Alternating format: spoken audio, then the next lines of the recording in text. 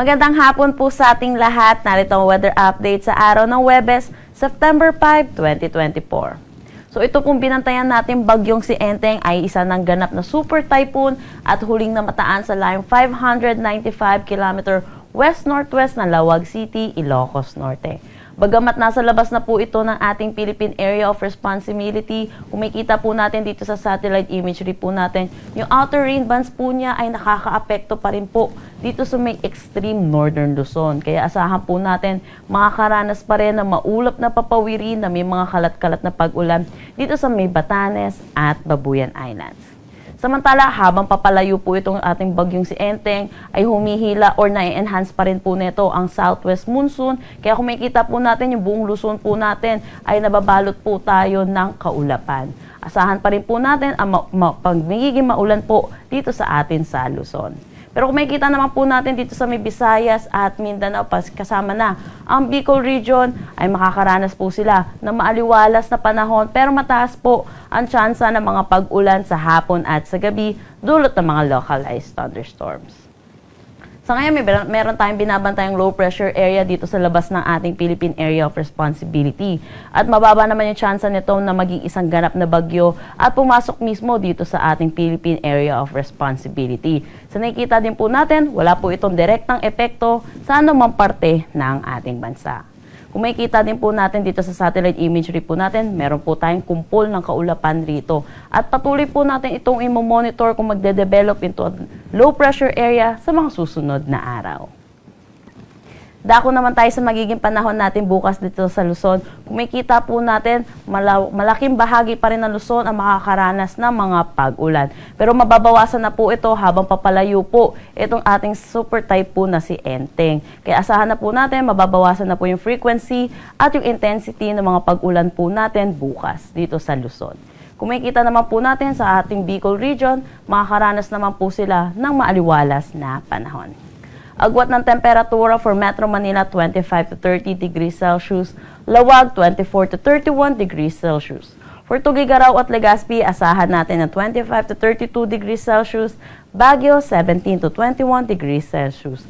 Para sa Tagaytay, asahan natin ng 23 to 28 degrees Celsius. Kung makikita po natin dito, asahan pa rin po natin patuloy na makakaranas pa rin po ng pag-ulan dito sa may Palawan po natin. Dulot pa rin po ito ng southwest monsoon. Agwat ng temperatura for Calayan Islands at Puerto Princesa, 25 to 31 degrees Celsius. At patuloy naman po makakaranas ng maaliwalas na panahon ang Visayas at Mindanao. Agwat ng temperatura for Iloilo, 25 to 32 degrees Celsius. Tacloban, pati na rin sa Cebu, 25 to 33 degrees Celsius. Asahan din natin sa Cagayan de Oro ang 25 to 32 degrees Celsius. Davao, 25 to 34 degrees Celsius at Zamboanga, 25 to 33 degrees Celsius.